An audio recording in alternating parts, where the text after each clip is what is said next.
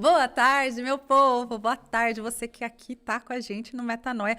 Fica por aí, eu te convido a prestar atenção aqui junto com a gente, tudo que isso a gente vai falar nessa tarde. Te convido para ficar com a gente, para a gente falar sobre os sofrimentos. O que é o sofrimento? Por que a gente sofre? Acho que é a grande pergunta de todo ser humano, né, Padre Douglas? Sua bênção. Deus abençoe, boa tarde para todos que estão nos acompanhando. Pois é, nós acabamos de sair do terço da misericórdia e com certeza você apresentou intenções relacionadas a sofrimentos. Uma doença, uma enfermidade, uma dificuldade financeira. Com certeza você sofre. Você sabe o que é sofrer. A pergunta é, você entende o sofrimento? Porque nós devemos orar, rezar, clamar, suplicar. Mas sem entender, tudo fica mais difícil, né, Exatamente. E vamos falar sobre isso então nessa tarde. Já convido você para ficar, mas também para chamar outras pessoas para estar com a gente, né, Padre? Chamar aqui para participar desse programa com a gente, para conversar, debater, escutar, rezar. Então chama outras pessoas, coloca aí o link, né? Coloca no nosso chat aí as pessoas que você gostaria que estivesse junto. Compartilha essa live e vamos começar. Roda a nossa vinheta.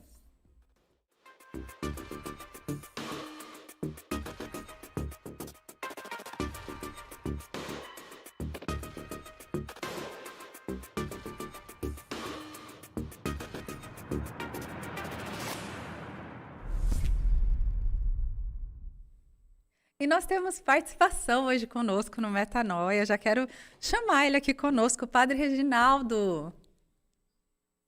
Olá, boa tarde, Tiele, boa tarde, Padre Douglas. Uma alegria estar aqui com vocês no programa Metanoia.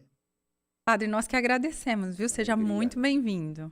E, Padre, antes até da gente entrar aqui no tema, fala um pouquinho do senhor para a gente te conhecer, para quem está também compartilhando aqui com a gente nessa tarde, conhecer também. Bom, eu sou o Padre Reginaldo Teruel, sou aqui da Arquidiocese de Maringá, no Paraná. A cidade onde eu resido hoje é Maringá, e a paróquia onde eu trabalho atualmente é a paróquia Santa Maria Gorete. E estou aqui há 18 anos no ministério, servindo a Deus, tudo feliz da vida. Amém, glória a Deus. O Padre está fazendo parte aí, faz parte da paróquia da nossa Santa do Dia, né? Da nossa festa do dia, do nosso Santo do Dia, né? Pequena grande santa. Pequena grande santa, né? Santa E é engraçado que a gente fala de festa, por aquela que sofreu, né, padre? Mas vamos então falar disso, né? Acho que começando aqui com vocês, né? Dessa questão do que é o sofrimento na vida do homem, por que nós sofremos, mas acho que com uma definição daquilo que é em si, né? Daquilo que nós conhecemos, porque parece muitas vezes que o sofrimento a gente falava aqui, né, antes, né, padre, que o sofrimento é inerente ao homem, né? Algo que faz parte da vida humana. Se tornou inerente. Aham. Não é? Quando a gente sofre, a gente se faz essa pergunta: será que Deus me criou para sofrer? Me colocou nesse mundo para passar por isso aqui? São questionamentos que surgem. Porque como o sofrimento ele está presente na natureza humana, e todo ser vivo passa, né, o mundo animal, vamos assim dizer, os seres humanos e o mundo material passa por sofrimentos, sejam sofrimentos físicos principalmente, mas no nosso caso de seres humanos também sofrimentos morais, interiores, espirituais, emocionais, etc. Nós nos perguntamos do porquê o sofrimento estar aí. Na realidade, quando Deus nos criou para tomarmos parte no sumo bem que é Ele, e nele termos parte em todo e qualquer bem. Tem um parágrafo no Catecismo, se eu não me engano, 380, 390, é por ali, na casa dos 300, que diz assim: o ser humano foi criado perfeito, porém inacabado. Nós não sabemos exatamente que condição era essa de Adão e Eva nas origens da criação humana, que condição era essa de inacabado. O fato é que foram criados perfeitos e Deus, no seu desígnio eterno, na sua providência, levaria o ser humano gradativamente a ir se aproximando cada vez mais de um estado perfeito. Estado perfeito esse que hoje nós sabemos em Cristo ressuscitado, que são as propriedades do ressuscitado. O ressuscitado é o novo Adão. É o corpo glorioso, os bens preternaturais, os dons preternaturais, a união perfeita com o Pai no Espírito, etc. O fato é que quando o pecado entrou no mundo, houve uma desordem, inaugurou-se uma desordem na natureza humana, de um modo que nós deixamos de tomar parte em certos bens. Que bens eram esses? A inteligência infusa, imortalidade, né? Passamos a morrer, impassibilidade, passamos a sofrer, de alguma forma não havia sofrimento na criação original.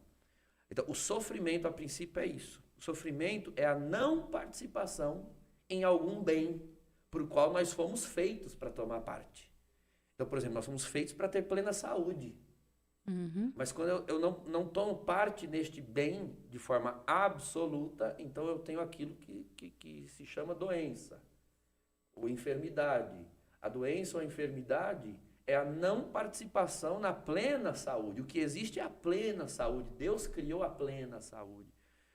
Por algum revés da minha natureza, eu acabo não participando desse pleno bem. E nós somos feitos para a vida, plena vida. Não tomar parte na plena vida é morte. Então, a morte não foi criada por Deus, a doença não foi criada por Deus. O que Deus criou foi a vida, a saúde, e houve uma espécie de degradação, entende? Você já não participa daquilo como deveria, ou como nós somos criados para tomar parte. Sim. Então, basicamente, definição de sofrimento na perspectiva cristã é essa. É a ausência da participação em bens nos quais nós deveríamos tomar parte. E claro, eu dei aqui exemplos de sofrimento físico, porque eles são os que nos afetam assim mais imediatamente. Mas a gente sabe que o sofrimento, ele não se dá só nessa esfera. Aliás, há sofrimentos não físicos que são até mais dolorosos que os físicos e até causam sofrimentos físicos. O que é o sofrimento moral, o sofrimento interior, emocional, psíquico. Né? Eu tenho aqui em mãos, a gente estava conversando antes de começar o nosso Metanoia de hoje, tem esse documento aqui, antigo, né, do Papa João Paulo II. Deixa eu ver até aqui o ano. Ele publicou, tá aqui, ó, no 1984. Anos 80. Mais recente. Não, até. bem antigo, ó. Na festa de Nossa Senhora de Lourdes, 11 de fevereiro de 84. Eu não era nem nascido também. E tá aqui, ó, o sentido cristão do sofrimento humano, né? Salvifici Dolores. Eu já li várias vezes esse documento, né? Não só para as aulas, quando eu ia ministrar, quando eu ia falar sobre morte, nas aulas de escatologia, mas para pastoral, para o aconselhamento, isso aqui é fundamental, né?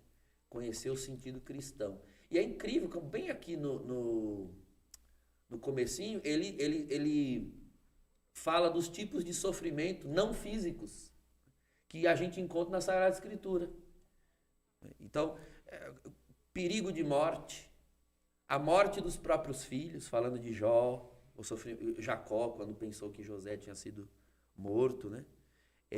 A falta de descendência, lembra? O sofrimento de Sara e Abraão, o sofrimento de Ana, o sofrimento de Zacarias e Isabel. É engraçado, assim, né? Porque o senhor também, Padre Reginaldo, assim, eu não sei se vocês compartilham, assim, da mesma ideia. Eu acho que a psicologia diz que não existe, assim, como você mensurar em si o sofrimento do outro, porque as pessoas sentem diferente.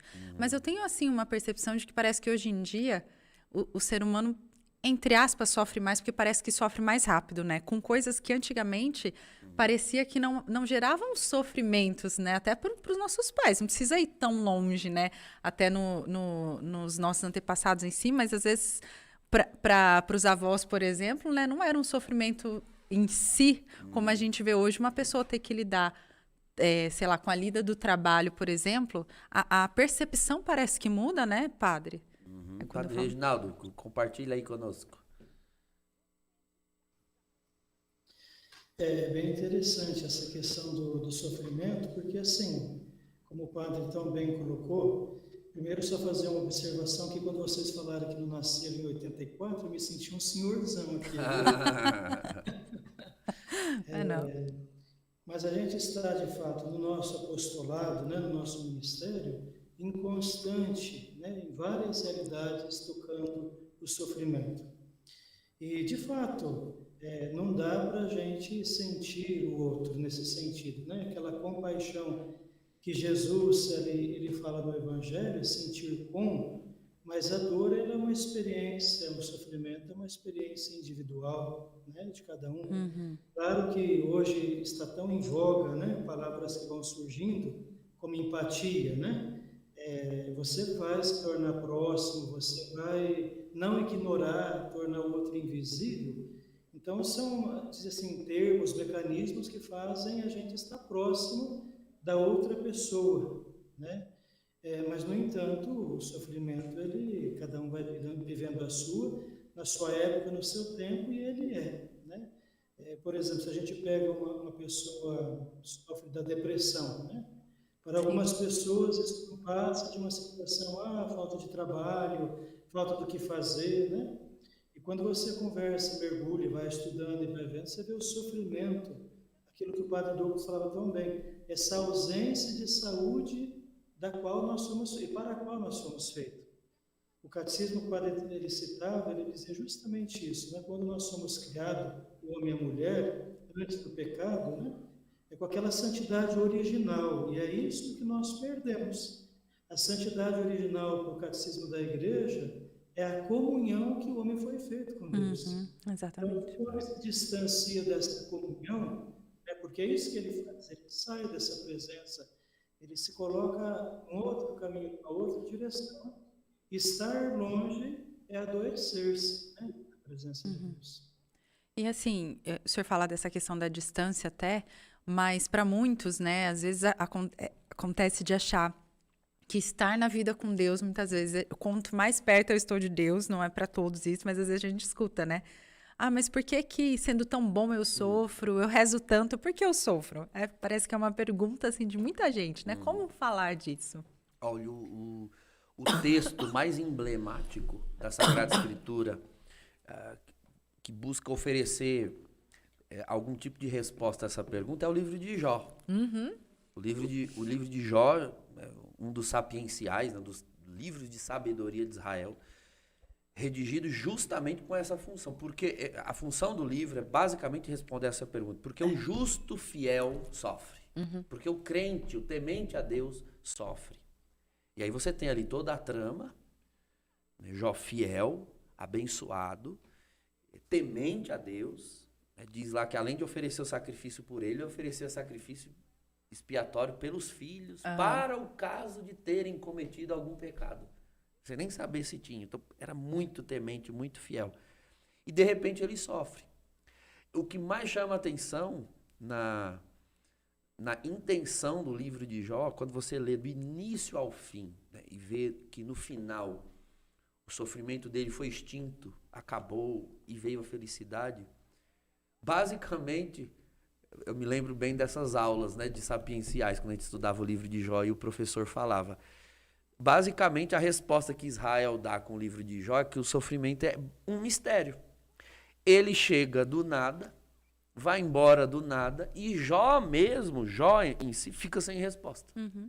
Por que ele passou por tudo aquilo, ele não sabe. O leitor, porque está ali passando os olhos no texto, verifica que há um diálogo de Deus com Satanás e que há uma proposta de provação, né, para provar a fé e a fidelidade de Jó. Mas Jó mesmo não é apresentada essa proposta. Esse diálogo se deu fora da presença de Jó, da esfera do conhecimento dele. Então ele simplesmente passa por aquilo, sem saber o porquê. O leitor sabe que há uma possibilidade de prova.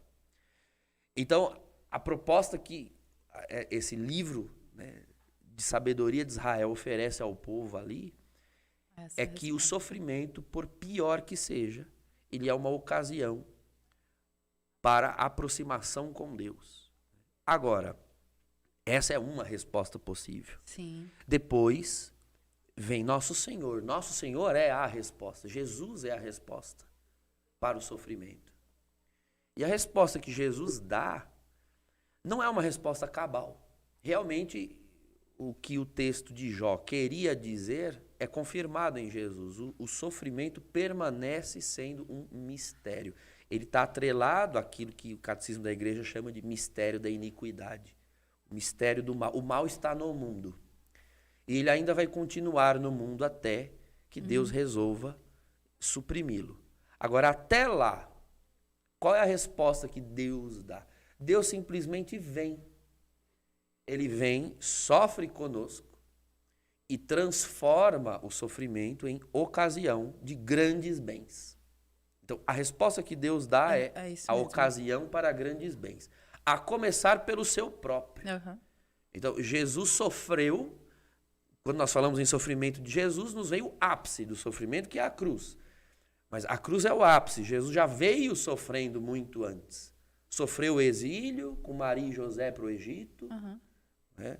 Sofreu ali a ausência dos pais, foi 3 dias perdido em Jerusalém. Sofreu a incompreensão dos amigos. Sofreu a perseguição dos seus inimigos. Sofreu a injustiça.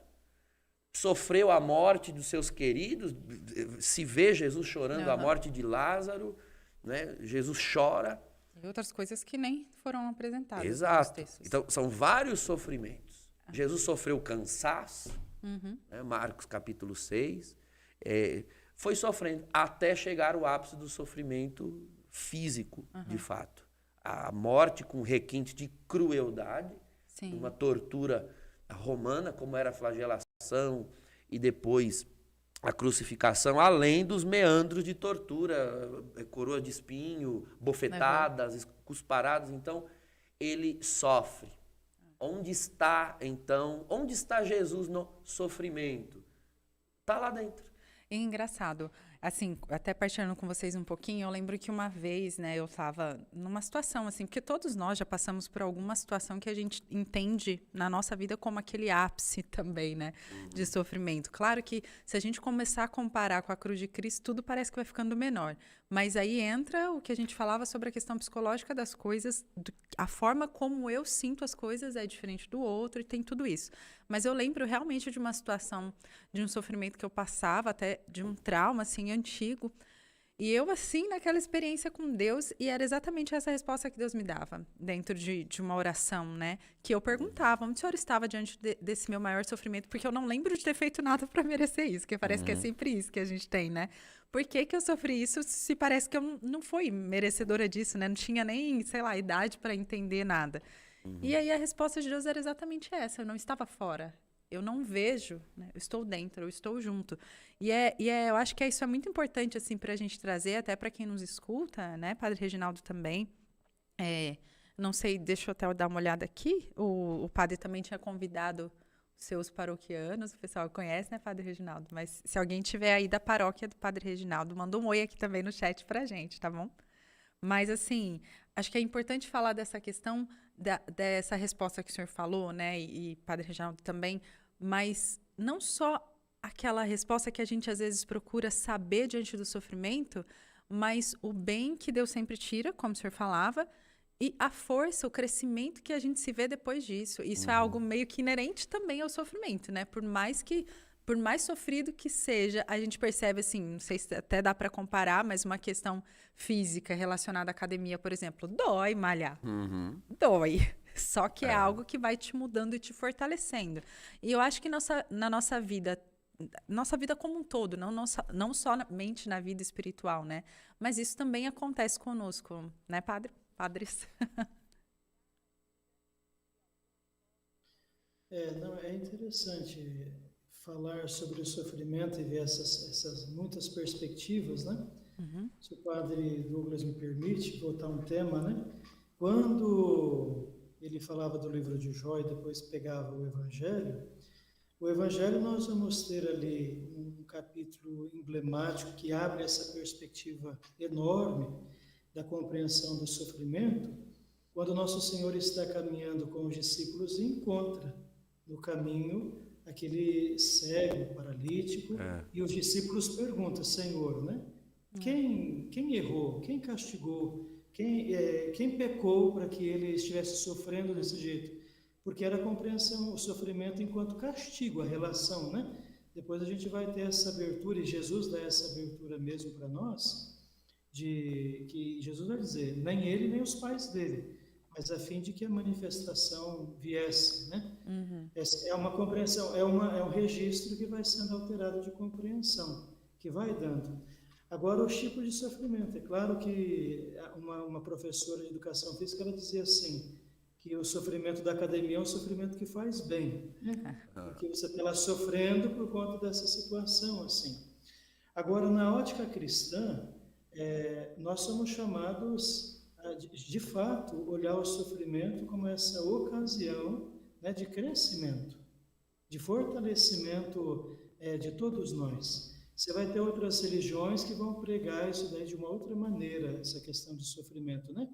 Mas para nós encontramos a resposta em Cristo. Ele sofre para a redenção do gênero humano, ele sofre, ele se entrega, se doa como cordeiro, a fim de que o mundo tivesse essa saúde, essa vitalidade que nós vamos tendo como vivendo homens virtuosos, né? Virtuosos. Então é outro sentido, na verdade. Exato. Eu acho importantíssimo nós enxergarmos, né, o sofrimento como ocasião de crescimento, não só pessoal. Aí é que está. Tem um capítulo aqui do documento, não lembro qual capítulo, em que o Papa João Paulo II pega a parábola do bom samaritano como parâmetro. E aí ele fala, bom, o bom samaritano sofre e ele é espancado ao ponto de estar inconsciente, ou seja, ele está sofrendo algo ali no qual aquele sofrimento não causa crescimento nenhum a ele, àquele que foi espancado, né? Porque ele está inconsciente. Mas o samaritano que passa, vê no sofrimento daquele homem espancado a ocasião para ele crescer. Ou seja, o sofrimento no mundo, independente se seja o meu sofrimento ou o teu, se ele está ali e Deus o permitiu, sim, é possível que haja crescimento. Nem sempre apenas daquele que sofre, mas dos que estão no entorno. Então, o bom samaritano vê no sofrimento do seu irmão ali, do seu próximo, uma ocasião para que ele cresça. Ele ama o seu irmão, ele cresce em amor, ele cresce em caridade, ele cresce em misericórdia. Então, o sofrimento está aí. Há aqueles que sofrem e não podem fazer nada por si. Sim. Nem mesmo crescer em virtude. A pergunta é, será que nós que vemos o sofrimento alheio, não estamos perdendo a maravilhosa ocasião de crescermos também nas virtudes? Porque, afinal de contas, o sofrimento não está no mundo justamente porque nós deveríamos tomar parte em determinados bens que nós não tomamos. O maior de todos os bens não era aquela amizade perfeita com Deus, como o padre Reginaldo mencionou, a santidade original. Ora, a santidade original era aquele amor perfeito de cada ser humano por Deus e de cada ser humano um pelo outro. Então, será que eu já amo a Deus e aos irmãos o suficiente? Ver um irmão sofrer é a perfeita ocasião para que eu readquira para mim, para eu que não estou sofrendo agora, a virtude de amar. Então você, Thierry, você está sofrendo, se eu ajudar você no teu sofrimento, se eu estender a mão para você no teu sofrimento, eu cresço, você sai do sofrimento e eu cresço em virtudes. Então veja que não é só o meu sofrimento para o meu crescimento. O sofrimento no mundo é ocasião para crescimento, seja daquele que sofre, ou seja dos que estão em torno. Não é? E o senhor falava isso, né? Eu lembrei até de uma situação, que também estou só lembrando das situações de sofrimento, mas essa nem minha. O pessoal está fazendo aqui os comentários também. Eu quero falar oi pro pessoal aqui, Amanda Helena. Boa tarde. A Amanda Helena falou uma coisa que é verdade, né, padre? Nós fomos desfigurados pelo pecado, né? Isso. Então, isso também entra, né, em toda a nossa questão de sofrimento. O Ângelo Aguiar, o sofrimento nos ajuda a nos aproximarmos da santidade. E, infelizmente, para muitas pessoas é necessário sofrer para conhecer o Senhor. É verdade. Renan, boa tarde. Padre Reginaldo e Renan te agradecendo aqui, que são da mesma arquidiocese. Deus abençoe. O que mais? Gente, eu só quero falar dessa situação, porque o padre falava aqui dessa questão do crescimento, né? Quando a gente participa ali, de certa forma, do sofrimento do outro. E isso é tão assim, é tão fato, né? No nosso dia a dia, na nossa vida. Seja com quem for, às vezes você olhando ali uma família que tem filhos com necessidades espirituais, você vê o quanto quem está próximo é que cresce, né?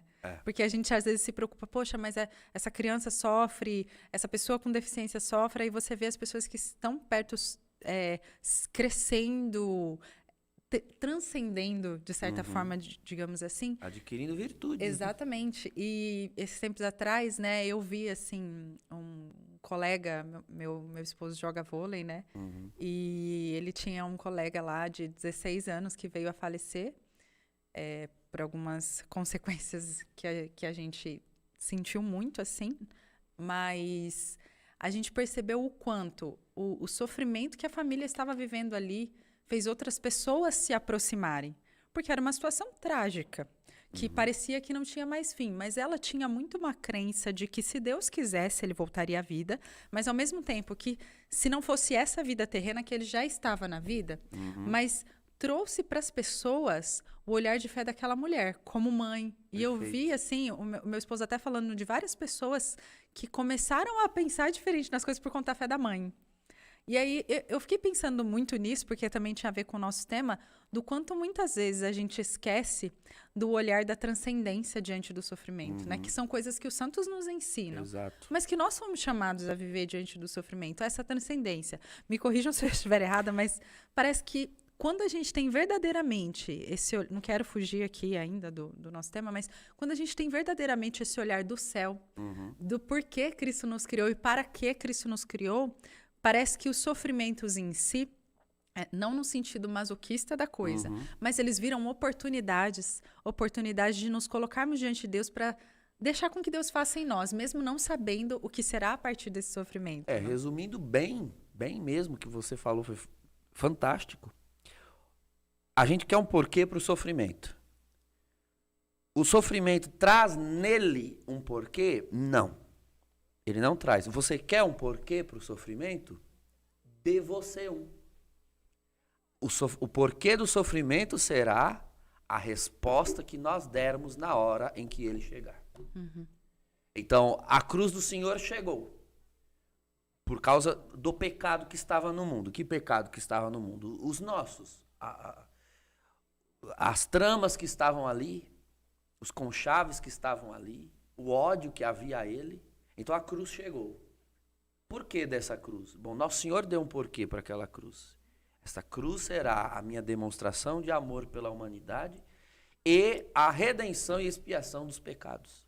Já que a cruz veio, já que a matéria-prima veio, então ela adquiriu a forma da nossa salvação. E agora? É a hora que a tua cruz chegar, que a minha cruz chegar. Qual é o porquê disso? Dê um porquê você. Olhe para Jesus e dê o porquê. Não fique esperando o sofrimento dar. É verdade. Entende? Hoje é o dia de Santa Maria Gorete.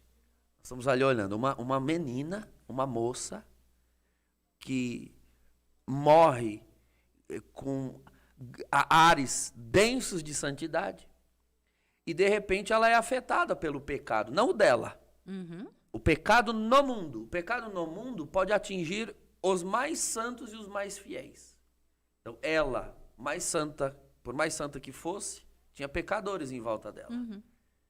E alguém na sua sana, né, na sua gana ânsia, por pecado, a atacou e ceifou sua vida. Então, o pecado está no mundo. Ela fez por onde merecer passar, né, o martírio que passou? Não fez por onde. Mas pelo contrário. Mas ela deu uma resposta. A virtude do perdão, a virtude de amar um algoz, que é a virtude demonstrada e ensinada por nosso Senhor, bom, ela fez do momento de violência sofrido por ela uma bela ocasião de se configurar a Jesus Cristo.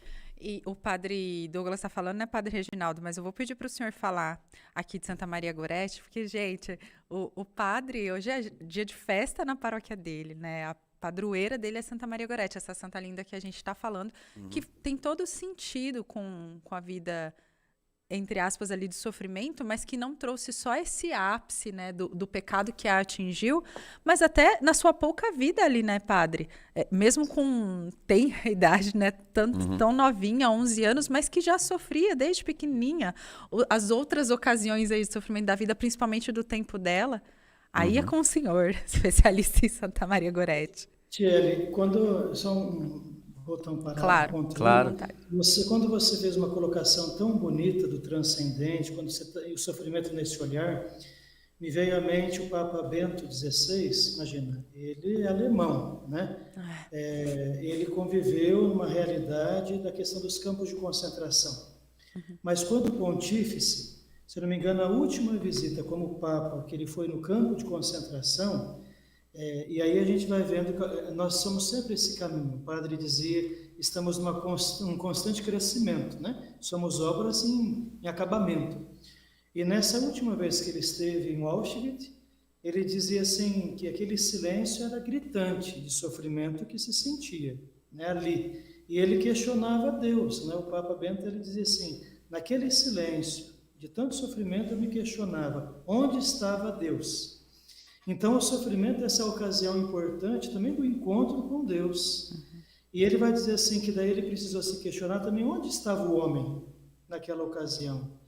E é onde está o homem, estava Deus ali, né? O homem estava de um lado matando, mas Deus estava ao lado daquele que morria.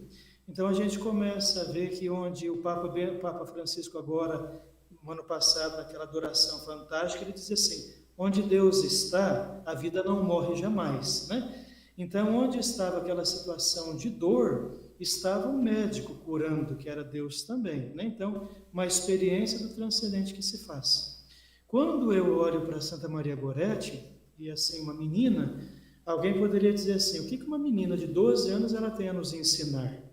Vou pegar uma vida de um santo pequenininho assim, porque ele deve ter vivido pouco, né? Então não é tão exigente para a gente. Se a gente pega lá um São Paulo, né?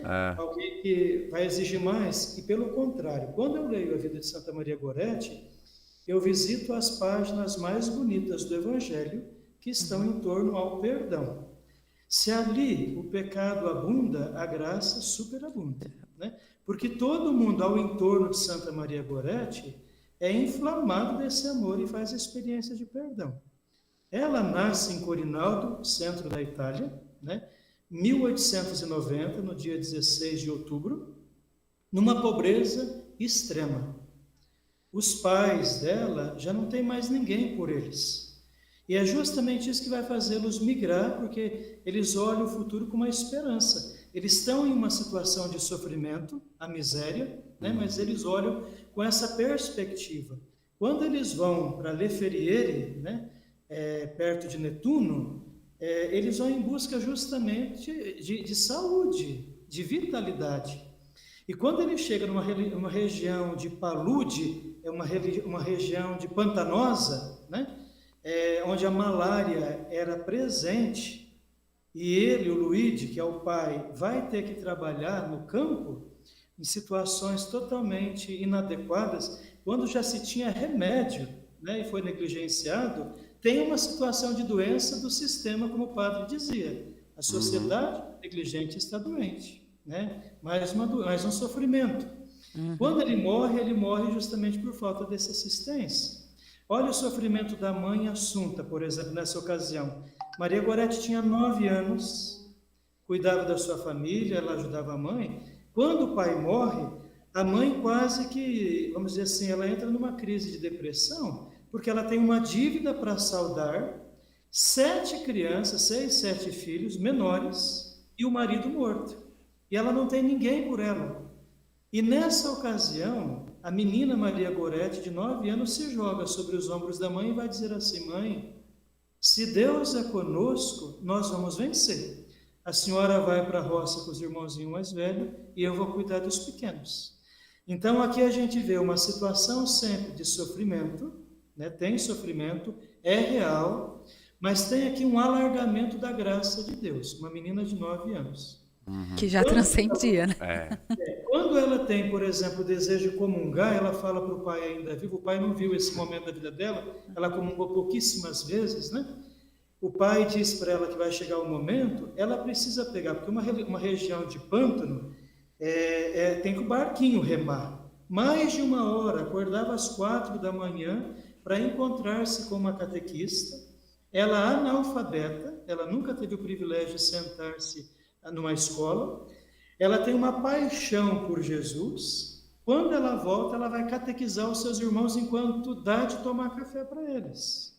Então, veja só a situação de sofrimentos que é real, mas veja a graça que vai acontecendo para aquelas pessoas. Então, toda ocasião, ela bebe e ela vai passando, né? Vai passando.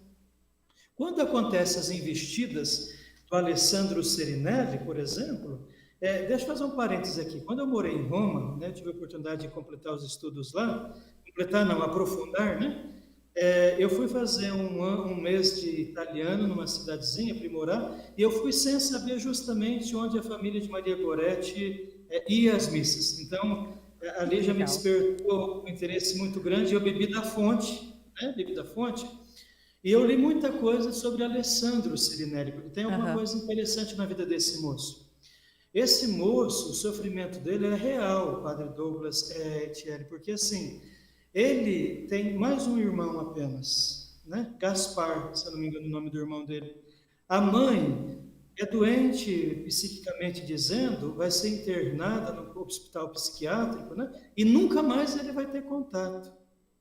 O pai, numa pobreza tremenda, se refugia sem mulher, pobre, na bebida. Então, outra doença, é um sofrimento que a bebida traz. O Alessandro vai dizer assim que não tem memória de ver o pai lúcido nenhuma vez. Olha que sofrimento que é isso. E ele é um rapaz que vai à missa todos os domingos. Ele era um rapaz bom também. Quando a gente lê o testamento que ele escreve, aos 80 anos, ele diz, eu estava cercado de pessoas boas, eu ia, mas eu me fechei em determinado momento a essas pessoas. Então aqui, né, Deus não abandona ninguém, é uma pessoa, ele passava horas junto ao fogão se esquentando, conversando com a menina Gorete, falando da perspectiva de sonho, de esperança, mesmo da pobreza, miséria, o sofrimento era tamanho. Como muitos migravam para as Américas, eles sonhavam em ir para a América. Então, eles passavam projetando a vida, sonhando, muitas vezes. Né? Então, a gente tem que aprender a olhar o Alessandro não como uma pessoa, podre, né? Mas, em algum momento da vida dele, ele se perde na vida. Ele era alguém próximo dela, né? Exatamente. Ele vai ser encontrado por ela. Né? Ele diz assim, no próprio testamento ele diz assim, o anjo da guarda Maria dele, Gorete, né? foi o anjo bom que Deus colocou na minha vida para me salvar, né? Então, eu acho que estou falando demais, eu não sei quanto tempo eu posso Padre, falar. fica tranquilo. Pode falar. Mas o senhor falando assim, né, que é uma história que fiquei apaixonada assim por ela, até por algumas semelhanças de coisas na vida ali. E eu lembro que assim, quando você pensa na questão de justiça humana, é a primeira coisa aí que o senhor falou, né? A gente já olha para ele com aquele olhar do monstro, que foi capaz de ferir uma menina que só não queria que ele pecasse. Não é só que ela não queria violar, né, por amor a Deus. Além dela não querer que algo fosse violado dentro dela por amor a Deus, ela não queria que ele fosse para o inferno. Justamente. Então, assim, esse coração ardente dela também pela vida dele demonstra o quanto ela também conhecia ele, queria o bem para ele, né? Então, o senhor trazendo isso, eu acho muito bonito de ver, assim, que ela tinha também esse conhecimento, porque eles dividiam a mesma casa, se eu não me engano, né? A mesma casa. É interessante, por exemplo, quando acontece, né, no dia 5, dia de ontem, né, 5 de julho de 1902, quando acontece das investidas dele, ele está cego pelo instinto. Ali a gente pode dizer assim que ele deixa de ser homem e fica macho, né? É um animal, né? Ele perde a sua razoabilidade, né? Ele objetiviza a menina, né? E quando acontece lá as suas 14 facadas que ele infere e ela vai, olha só, Padre Douglas, né? Que interessante. Quando ela vai ser transferida para Netuno, num hospital que não estava preparado para aquele tipo de ocasião, né? É improvisado, e hoje é chamada aquela capela Tenda do Perdão, porque foi ali que ela deu o perdão, vou falar sobre isso. Mas veja só, o padre está no quarto, o médico está no quarto, a mãe é vizinha. A situação aqui, o povo está lá fora querendo matar o Alessandro. Essas são as expressões, com facões, inchadas, foices, sangue pelo sangue. É isso que humanamente eles querem, né? O padre, ele está prestes a deixar o ministério, porque ele vê tanto sofrimento naquela realidade, a negligência do poder público, ele diz assim, eu não consigo enxergar Deus aqui. Então ele está doente, né? Tem um sofrimento. O médico precisou fazer a intervenção nessa menina, com 14 facadas, ela estava toda rasgada, não pôde dar anestesia nela, ela precisou fazer intervenção, ele fez intervenção nessa situação, né? Então ele não via, ele não entendia, porque uma menina de 12 anos, que mal ela teria feito para aquela situação. A mãe viúva sofrendo, vendo aquela situação, né? Então é muito sofrimento aqui. Quando ela desperta da coma dela, ela abre o olho, sem que ninguém interrogasse nada, e ela diz assim, eu o perdoo, no céu eu vou rezar por ele, e eu o quero ao meu lado. Aqui ela salva, né? Ela tem a oportunidade de trazer a salvação, a cura para aquele sofrimento que estão vivendo. E é um perdão que salva.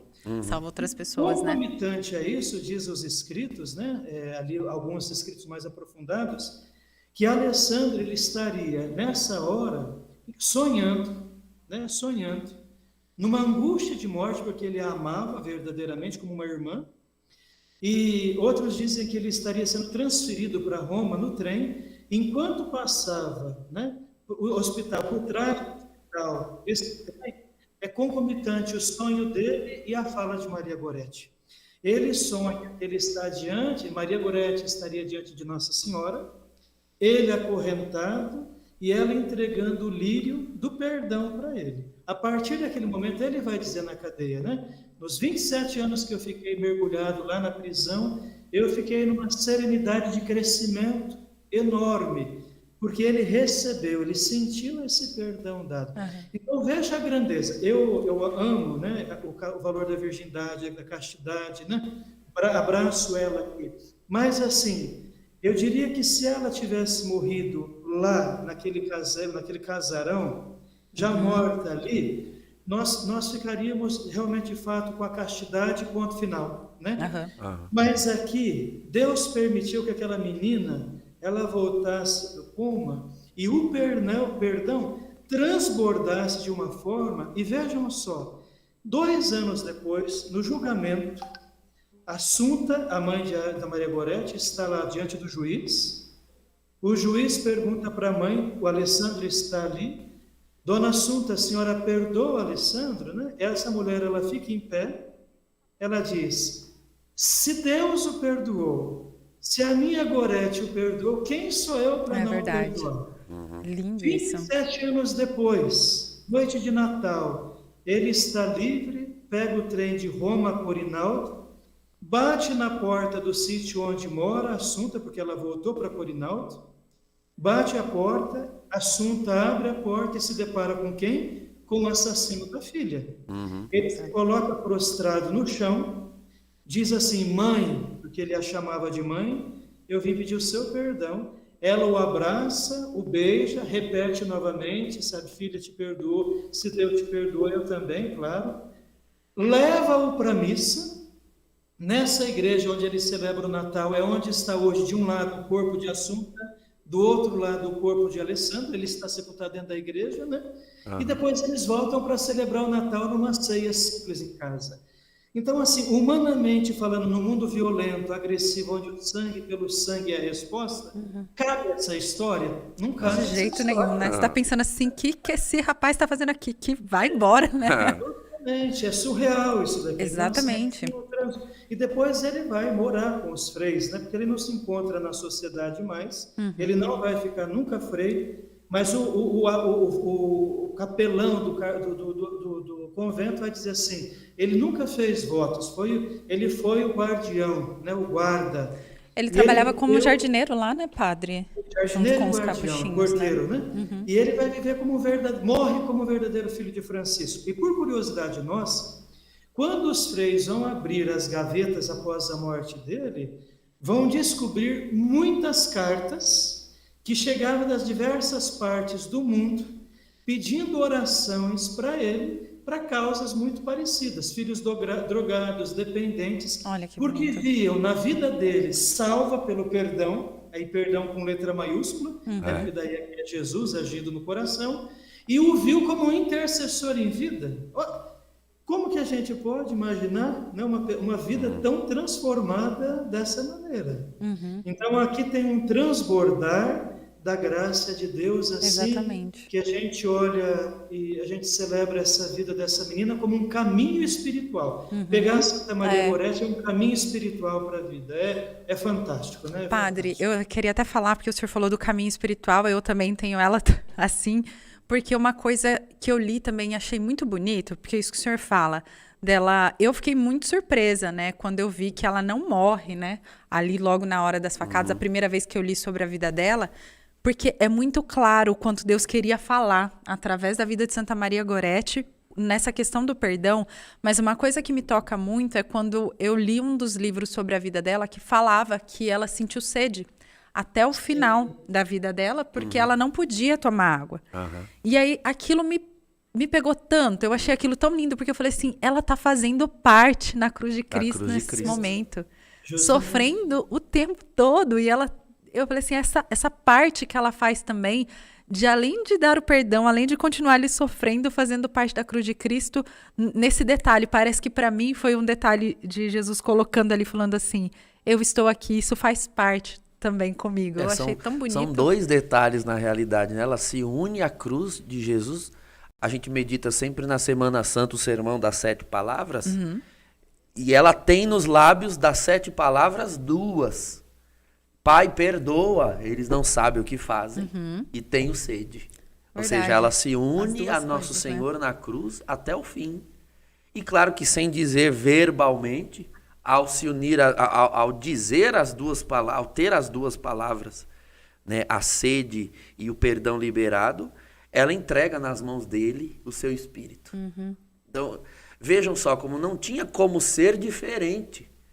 Se o sofrimento do Senhor redimiu, né, transbordou ao ponto de causar o maior milagre da humanidade, que é o cristianismo. O cristianismo dizia Santo Tomás, né? O cristianismo é o maior milagre da humanidade. Uma fé que dominou o mundo sem derramar o sangue de ninguém, a não ser o dos próprios fiéis, dos próprios que pregam. Assim foi a vida dela. Salvou a mãe, salvou o algoz e vai salvando, transbordando. É uma transcendência tão real, né? Porque aqui a Amanda fala, né? Tudo para mostrar que não precisamos do pecado, de estar no pecado, mas que há uma misericórdia incomensurável à espera, né, do pecador. E eu achei bonito isso que a Amanda colocou, porque é o que Santa Gorete faz quando acontece do Alessandro ir até ela, dela falar assim, não, Deus não quer, Deus é pecado, você pode ir para o inferno. Da preocupação dela, não consigo mesma somente, mas de olhar para ele e falar, não, você vai para o inferno, não quero que você vá para o inferno, né? Então, assim, esse olhar misericordioso de Deus também através da vida dela, né? E o sacrifício da cruz que vocês colocam, né, é para a salvação do gênero humano, não é um puro sofrimento sem sentido, né? Agora, eu agradeço, Thierry, assim, você foi tão profunda nessa questão da sede, esse paralelo, né? Eu agradeço essa contribuição porque ela é fantástica mesmo. E vejam só, a imprensa da época, ela vai dizer assim que a igreja estava sendo sensacionalista, né? De querer usar a imagem de uma adolescente para se promover, tipo assim, né? E foi uma vida, China, Japão, imediatamente transcreveram documentos sobre a vida dela. A beatificação foi mais interna, em 1947, mas a canonização dela, em 1950, pelo Papa Pio XII, tinham mais de 400 mil pessoas na praça. São Pedro foi a primeira canonização na história a ser feita em praça pública, porque jamais comportaria dentro da Basílica. Só para ver, assim, essa vida, como que transborda de vida aqui, né? Como transborda a vida. E sabe, o senhor fala dessa questão, né, até da imprensa e tudo mais, como ela é esse exemplo para os jovens, né? Ela é, primeiro, uma santa muito jovem, uma adolescente, né? Uma adolescente. E os jovens têm também ela como exemplo. E o Papa São João Paulo II visitou Netuno, né? Foi visitar lá. E eu coloquei uma frase dele aqui que ele fala para os jovens: não deixeis que a cultura do ter e do prazer adormeça as vossas consciências. Eu anotei essa frase dele porque ele faz uma oração diante dos restos mortais de Santa Maria Gorete para falar para os jovens do quanto é importante a gente dar aquilo que a gente tem para Deus, do quanto é importante a gente dar a nossa pureza, a nossa castidade a Deus. Eu acho isso tão bonito, porque São João Paulo II é um papa jovem, né? Mas ele trouxe esse olhar de Santa Maria Gorete como a padroeira dos jovens no sentido de guardar a pureza, né? A Marte da pureza, da castidade, né? Isso é muito bonito também. O Papa São João Paulo II, ele traz em evidência a teologia do corpo, né? Resgata na antropologia cristã a beleza da sexualidade. É lindo isso. E quando se fala da castidade e dizendo dessa cultura, né? Dessa cultura que escraviza mesmo, que tira a beleza da sexualidade, né? Que coloca a pessoa olhando para o outro como um objeto de prazer, é um grito profético muito grande, até para hoje, para nós, né? Quando Principalmente. ela fala, você pode ir para o inferno, aqui ela está trazendo isso, e o Papa João Paulo traz isso também, de dizer essa situação de pecado não é brinquedo, né? O prazer, a sexualidade não é uma busca simplesmente de dizer, onde tem prazer, esse falso amor. Não. Essa menina, ela continua falando para nós muito sobre a verdadeira sexualidade como uma opção de vida de santificação do casal, da pessoa, do celibatário, da consagrada, né? É um assunto muito atual, muito atual. Muito. Depois o Papa João Paulo, ele é muito apaixonado, ao ponto dele, para nós chamaríamos aqui no Brasil de Mariazinha, né?